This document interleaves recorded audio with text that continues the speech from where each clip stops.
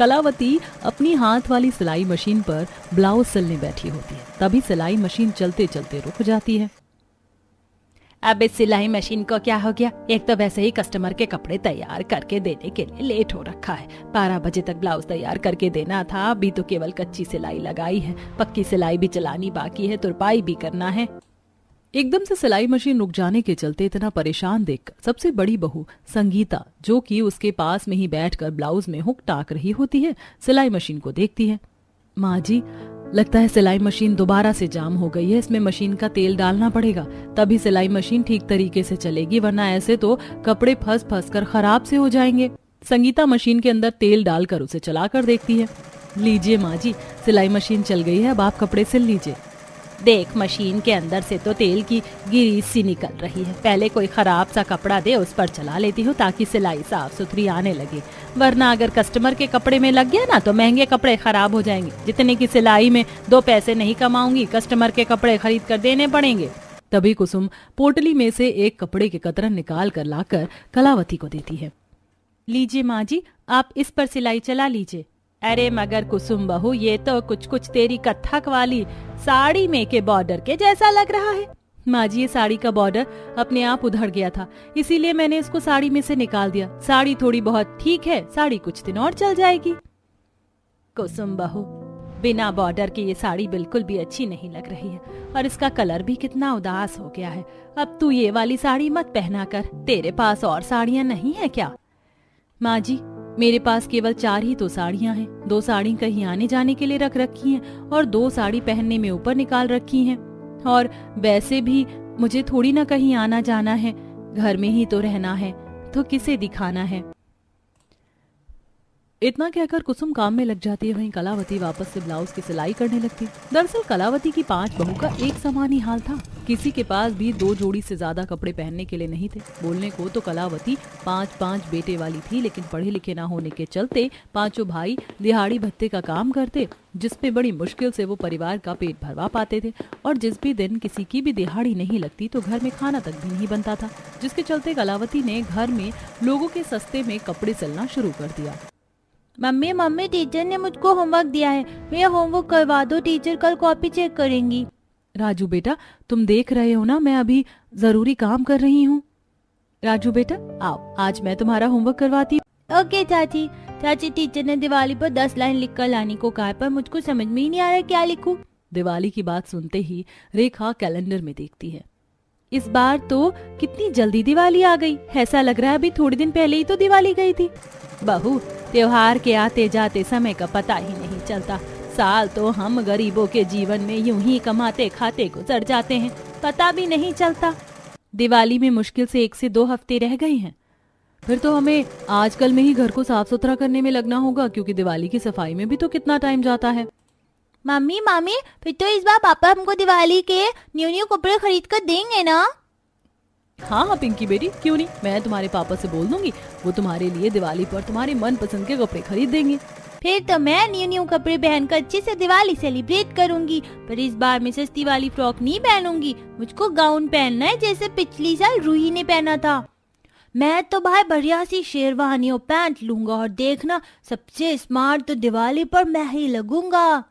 राजू की बात पर 5 बहुएं मुस्कुरा देती हैं। वहीं कलावती अपनी 5 बहू को पहनी फीकी साड़ी में देखकर मन में सोचती है, 2-3 साल की दिवाली में मैंने 5 में से किसी को भी नए कपड़े नहीं दिए। इस बार कैसे भी करके मैं अपनी 5 बहू को दिवाली में नए कपड़े उपहार में दूंगी। बस लक्ष्मी माता की दया से इस दिवाली के सीजन में सिलाई का काम अच्छा चल जाए।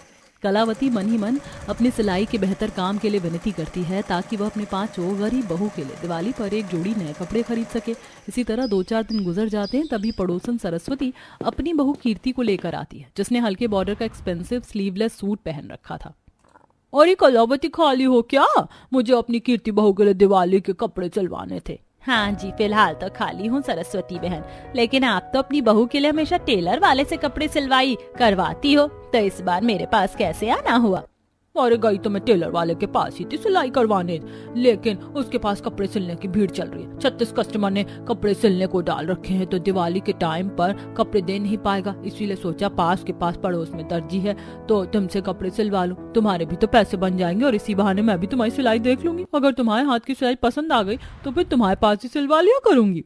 कलावती और उसकी पांचों बहू अच्छे से जानती थी कि सरस्वती ये झूठी बातें केवल उसका मन रखने के लिए कह रही हैं। Mummy ji, I must say कि जैसे डिजाइनर आउटफिट मैं पहनती हूँ आंटी जी वैसे सिलाई कर पाएंगी? ये तो नॉर्मल सी दर्जी हैं, केवल सिंपल से पेटीकोट और ब्लाउज ही सिल सकती हैं। कीर्ति घमंड में कमेंट पास करते हुए सामने खड़ी पांचों बहुओं के आगे उसकी गरीब दर्जी सास को नीचा दिखाती है। तभी कुसुम जवाब देती है, कीर्ति जितना साफ सुथरा सिलाई और बारीक काम हमारी सासू माँ को आता है ना, उतनी फिनिशिंग से तुम्हें कोई टेलर वाला भी कपड़े सिल के नहीं देगा। और रही बात डिजाइनर कपड़े सिलने की, तो कपड़े सिलने में हमारी सासू माँ में हुनर कूट कूट कर भरा है। एक बार वो जिस भी डिजाइन को देख लेती है ना, उसी तरह के कपड़े सेम टू सेम सिल कर दिखाती है। लेट्स वॉच कि तुम्हारी दर्जी सास सच में अच्छी सिलाई करती है या तुम पांचों फेंका लोची कर रही हो। हमें हमारी सासू माँ की सिलाई पर आंख बंद करके भरोसा है। तब कीर्ति अपने फोन में से कलावती को कुछ डिजाइनर ड्रेस दिखाती है। आंटी जी ये देखिए, इस बार मैं दिवाली में ये ऑफ शोल्डर गाउन कैरी करना चाहती हूँ।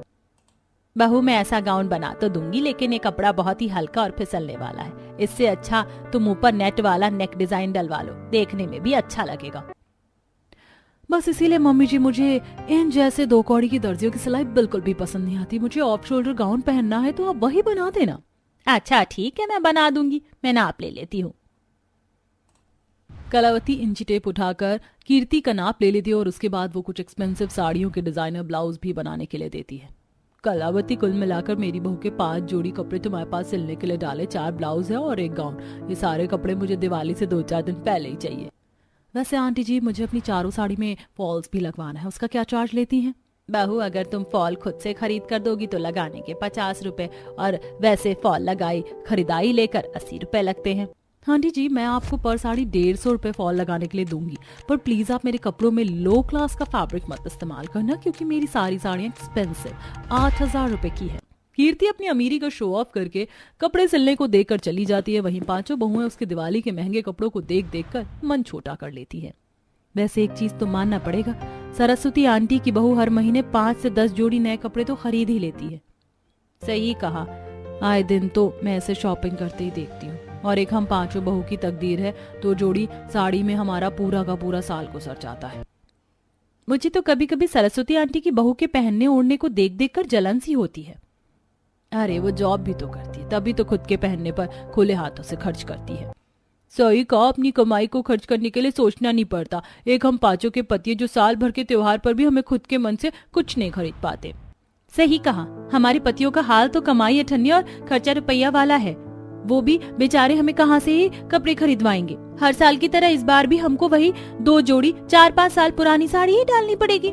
पांचों बहुएं आपस में दिवाली के पहनावे को लेकर बात ही कर रही होती हैं, तभी उनके पति घर आते।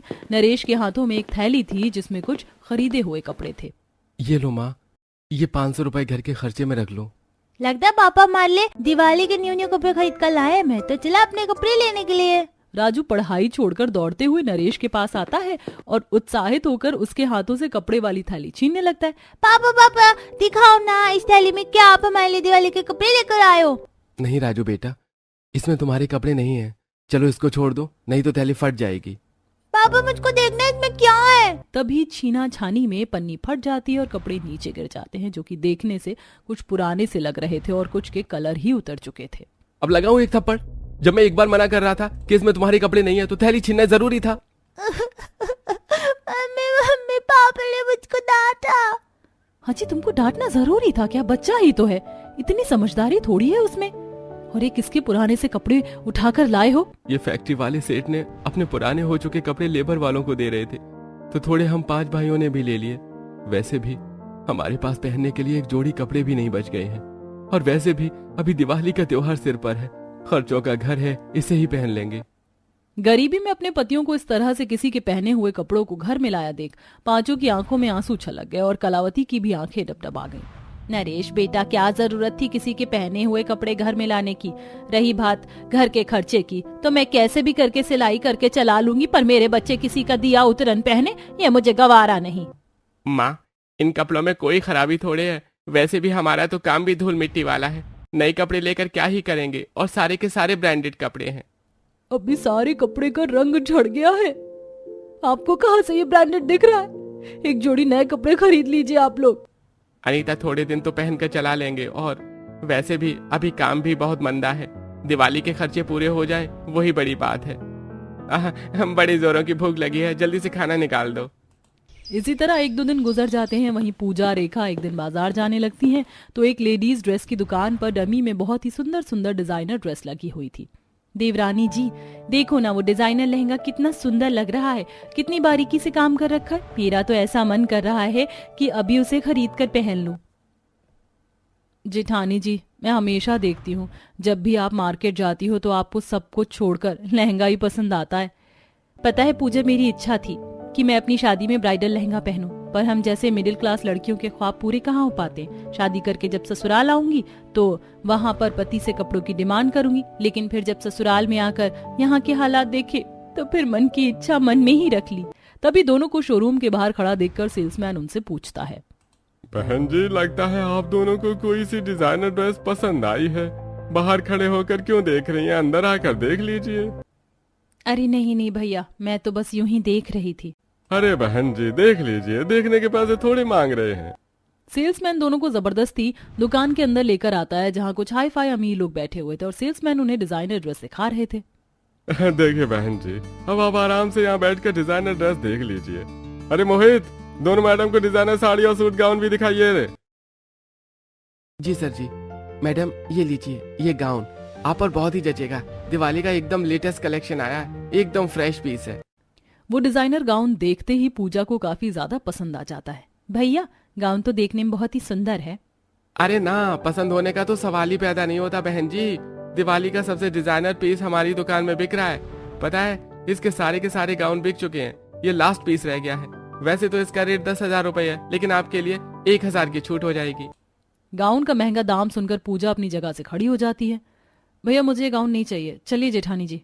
अरे पर अभी तो आपने इस गाउन को पसंद किया था, रेट ज्यादा लग रहा है, तो चलिए आप तो कुछ बोलिए, आप क्या देंगे इसका। मैंने कहा ना कि मुझे गाउन नहीं खरीदना, मेरे पास पैसे नहीं है। ये सुनकर वो सेल्समैन दुकान में बैठे बाकी सारे कस्टमर के आगे ही उनकी गरीबी का मजाक बनाता है। अरे जब खरीदने की औकात नहीं थी तो दुकान में किस लिए आई गई मुंह उठाकर, हैं? भाई साहब हम तो अच्छा भला बाहर थे, आप ही हमें अपनी दुकान के अंदर लेकर आए। अरे मैं तो ये सोचकर तुम्हें अंदर लेकर आया था कि मेरी दुकान की थोड़ी सी सेलिंग हो जाएगी। मुझे क्या पता था कि तुम दोनों फटीचर निकलोगी। चलो भागो यहाँ से। अरे भाई साहब हम तो जा ही रहे हैं, आप इस तरह से धक्का क्यों दे रहे हैं? दुकानदार दोनों को नीचा दिखाकर दुकान से बाहर निकाल देता है। वहीं सामने के ज्वेलरी शॉप में सरस्वती अपनी बहू कीर्ति के साथ बैठी होती है।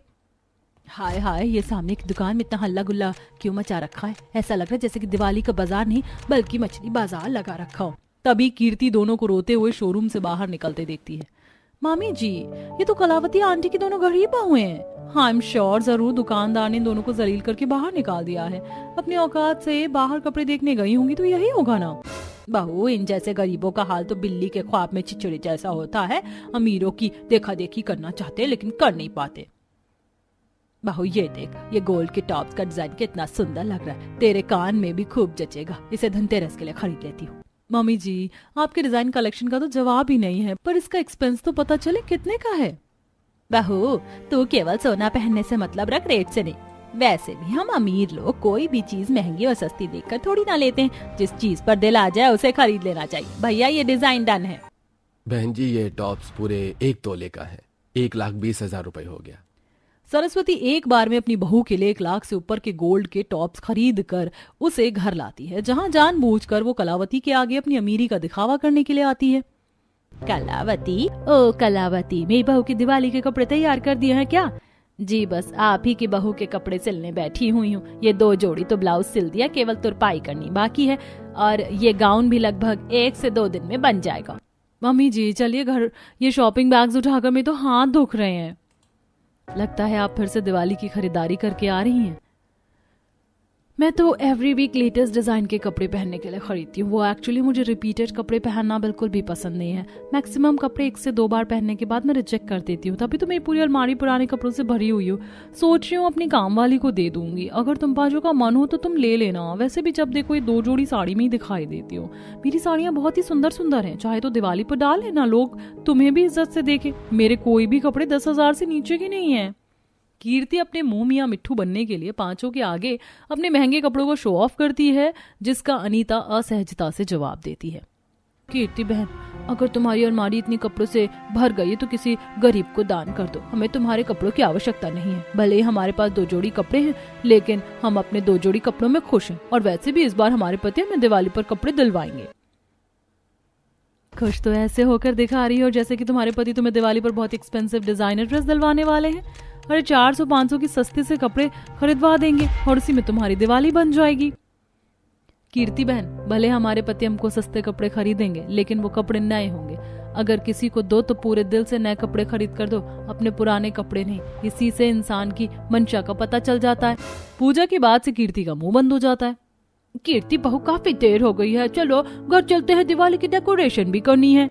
अपना समूह लेकर दोनों सास बहू घर चली आई। क्या बात है पूजा, आज तो तुमने इन दोनों सास बहू का मुंह बंद करवा दिया।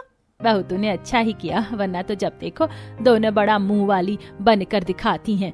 ये तो मेरे पास ज्यादा सिलाई का काम नहीं आ रहा, इसीलिए मजबूरी में इनके कपड़े सिल रही हूँ, वरना कब का मना कर देती। इसी तरह से थोड़े दिन गुजर जाते हैं।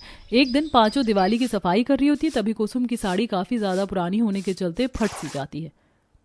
अरे ये चर से किस चीज की आवाज थी? संगीता देखती है कि उसकी साड़ी काफी ज्यादा पुरानी होने के चलते कई जगह से मसक रही थी और इस बार फट गई। हे भगवान, मेरी तो साड़ी फट गई है। जबकि मैं कितने संभाल कर दिवाली की सफाई कर रही थी। जेठानी जी, लगता है आपकी साड़ी में सफाई करने के दौरान किसी चीज से खोंच लग गया है, पर ये तो काफी ज्यादा फट गया है। बहू ला, मैं इस पर सिलाई चला देती हूँ, थोड़ा जोड़ मजबूत हो जाएगा तो 2-4 बार पहन लेना। जी माँ। संगीता वो साड़ी बदलकर अपनी सास को दे देती है। कलावती जैसे ही उस साड़ी पर धागा चलाना शुरू करती है तो देखती है कि संगीता ने उसे जगह जगह से सी रखा होता है, जिसे देखकर उसे मोह लगता है। साड़ी का कपड़ा तो पूरी तरह से सड़ गया है। भगवान ऐसे फटे कपड़ों में भी गुजारा करके हमेशा हंसती मुस्कुराती रहती है। दिवाली में 2-4 दिन ही रह गए हैं, बस सारे कस्टमर पैसे दे देंगे तो मैं अपने बहू के कपड़े बना लूंगी। कलावती अपने यहाँ कपड़े सिलवाने वाले हर एक कस्टमर से दिवाली के पहले पैसे मांगती है। जो कस्टमर अच्छे स्वभाव के थे वो एक बार बोलने से ही पैसे दे देते हैं। इसे लेकर वह बाजार में आती है, जहाँ फुटपाथ पर कुछ लोग थान का कपड़ा बेच रहे थे। उठाओ भैया, कोई सा भी कपड़ा केवल और केवल 20 रुपए मीटर, दिवाली की भारी छूट। 20 रुपए मीटर में कपड़े बिकते देखकर कलावती छू कर कपड़े की क्वालिटी देखती है। 20 रुपए मीटर के हिसाब से कपड़े तो अच्छे ही हैं। अरे ज्यादा मत सोचो माताजी, एकदम मक्खन कपड़ा है। 20 रुपए में ऐसा कपड़ा कहीं नहीं मिलेगा, जो मर्जी सी लेना। लांचा, लहंगा, सूट, साड़ी, शरारा, गरारा। तब कलावती अपनी पांचों बहू के फेस टोन के हिसाब से रंग चुनती है। संगीता बहू पर ये कत्थक रंग खूब खिलता है और वो तो साड़ी ही पहनती है। 5 मीटर में तो बढ़िया साड़ी निकल जाएगी। 1 मीटर ब्लाउज में लग जाएगा 6 मीटर। इसी तरह पांचों के लिए कलर पसंद करके उसके अलावा लेस, गोटे, मोतियां खरीद कर वो घर आती है, जहां 2 बहू आंगन को गोबर मिट्टी से लिपाई कर रही थी, तो वहीं संगीता, अनीता मिट्टी से नया चूल्हा बना रही होती हैं। अब की बार तो हमारा मिट्टी का 2 मुंह वाला चूल्हा एक बार भी टूटे बिना ही बन गया। बस ये सूख जाए तो दिवाली के पूरी पकवान इसी पर आराम से छान लेंगे। हमारी तो हर बार की दिवाली शक्कर मैदा में ही निकल जाती। किसी भी साल हमारे पास ना तो अच्छे कपड़े होते हैं और ना ही मेकअप कि दिवाली पर थोड़ा तैयार हो सके। उस दिन भी हम साधारण से ही रह जाते हैं। पांचों अपना मन दुखी करके आपस में काम में लग जाती हैं। तो वहीं दिवाली के कपड़े बनाने का सामान लेकर कलावती अंदर आती है। मम्मी मम्मी देखो, दादी आ गई, दादी आ गई। दादी दादी, अब हमारे लिए दिवाली के कपड़े लाई हो? नहीं बच्चों, ये कस्टमर के कपड़े सिलने हैं ना, उसी के लिए थोड़ा बहुत सामान लेकर आई हूँ। कस्टमर पैसे देंगे ना तो मैं तुम तीनों को दिवाली पर नए कपड़े खरीदूंगी। कलावती 3 बच्चों का मन रखने के लिए ऐसा बोल देती है। वहीं पड़ोस में सभी के घर में अच्छी लाइटिंग हो रखी थी। कुछ लोग तो दिवाली के 2-4 दिन पहले से ही नए नए कपड़ों में दिखाई दे रहे थे। वहीं गरीब दर्जी सास की 5 बहुएं पुराने कपड़ों में ही थीं। रात में सबके खाना खाकर सोने के बाद कलावती कपड़े सिलने बैठी है। एक तो ये लालटेन भी इतना धीरे जल रहा है कि ठीक से दिखाई भी नहीं दे रहा, कहीं कपड़े की कटिंग गलत ना हो जाए। थोड़ा सा तेल भर लेती हूँ। कलावती जैसे ही कुप्पी में से लालटेन में तेल भरने लगती तभी उसके हाथों से कुछ गिर जाता है, जिससे कुसुम जग जाती है। माँ जी, आप इतनी रात तक कपड़े सिल रही हैं, सो जाइए, रात के 2 बज रहे हैं। बस पूरा हो गया है, तू सो जा, मैं सो रही हूँ। अपनी बहू को दिखाने के लिए कलावती बिस्तर पर जाकर लेट जाती है और उसकी आंख लगते ही इस बार सिलाई मशीन चौखट के बाहर निकालकर लालटेन की धीमी रोशनी में सिलाई करती है, जिससे कई बार अंधेरे में कम दिखाई देने के चलते सुई से उसका हाथ भी छल्ली हो जाता है। इसी तरह रात भर जाग कर वह अपनी 5 बहू के लिए उनकी पसंद का दिवाली का ड्रेस तैयार करती है। वहीं धनतेरस वाले दिन कीर्ति अपने महंगे डिजाइनर कपड़े पहनकर उन 5 को दिखाती है। अरे तुम पाँचों ने तो बड़ी लंबी डींगे मारी थी कि तुम्हारे पति तुम्हें दिवाली पर नए कपड़े दिलवाएंगे, फिर भी तुम ये फटी चिट्टी साड़ी में क्यों दिख रही हो? कहाँ गए तुम्हारे नए कपड़े? इस बार 5 कीर्ति के नीचा दिखाने पर कोई जवाब नहीं दे पाती। देखते देखते दिवाली का दिन आ जाता है। 5 भाई किसी तरह थोड़ा बहुत मावा मैदा शक्कर लाकर रख देते हैं। वहीं बहुएं घर की चौखट धोकर हल्दी से शुभ लाभ लिखती हैं। मैंने चौखट पर शुभ लाभ बना दिया है, अब दिवाली की रंगोली बाकी है। पूजा कुसुम, तुम दोनों आंगन में हल्दी आटे से दिवाली की रंगोली बना लो, ताकि मैं और संगीता जेठानी जी दिवाली के पकवान बना लेंगे। बच्चे भी खुशी के मन से ग्लेस पेपर से झालर लड़ी बनाकर लाते हैं। मम्मी मम्मी देखो, हमने ग्लेस पेपर से झालर और लड़ी बनाई है, इसे घर में लगा दो, फिर हमारा भी कुछ सुंदर लगेगा। अरे वाह बच्चों, तुमने तो अपने हाथों से बहुत ही सुंदर झालर लड़ी बनाई है। 5 ने बच्चों का बनाया झालर लगा दिया, जिससे उनका घर थोड़ा सजा सजा लगने लगा। बिना नए कपड़ों के सभी के चेहरे पर निराशा की झलक थी। तभी कलावती सबको उपहार में नए कपड़े देती है। पूजा, रेखा, संगीता, नीता, कुसुम बहू, ये लो तुम 5 का दिवाली का उपहार। माँ जी, ये हमारे लिए?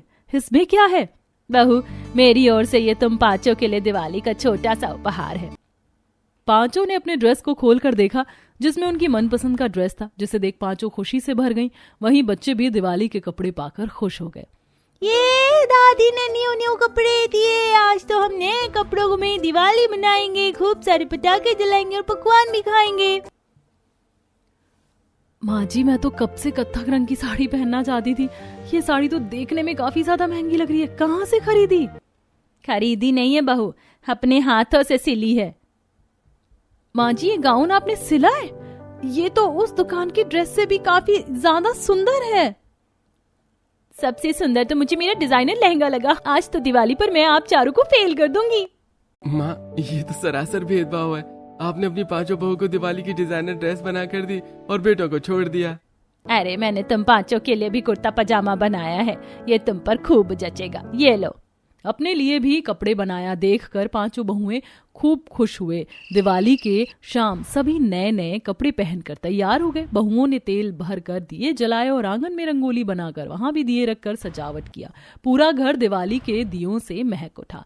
पड़ोसन और सबकी नजर गरीब दर्जी कलावती की 5 बहू के डिजाइनर दिवाली ड्रेस पर अटक गई, जिसके आगे कीर्ति भी फीकी पड़ गई। वहीं कलावती को पुरानी साड़ी में देखकर 5 बहुएं अपने पतियों से बात करती हैं और उसे भी दिवाली की नई साड़ी लाकर देती हैं। माँ जी, ये दिवाली का उपहार हम सबकी तरफ से आपके लिए। हैप्पी दिवाली माँ जी, जल्दी से पहन लीजिए। बहू, इतनी महंगी साड़ी खरीद कर लाने की क्या जरूरत थी? माँ जी, हम सब दिवाली पर नए नए कपड़ों में हैं और आप पुरानी साड़ी में हैं, ये अच्छा नहीं लगता। चलिए अब तैयार हो जाइए। कलावती ने खुशी खुशी अपनी बेटा बहू की दी हुई साड़ी को पहन लिया, जिसके बाद सभी ने साथ मिलकर अच्छे से दिवाली मनाया। मीठी गुजिया मालपुए खाकर खुशियों भरी दिवाली मनाई।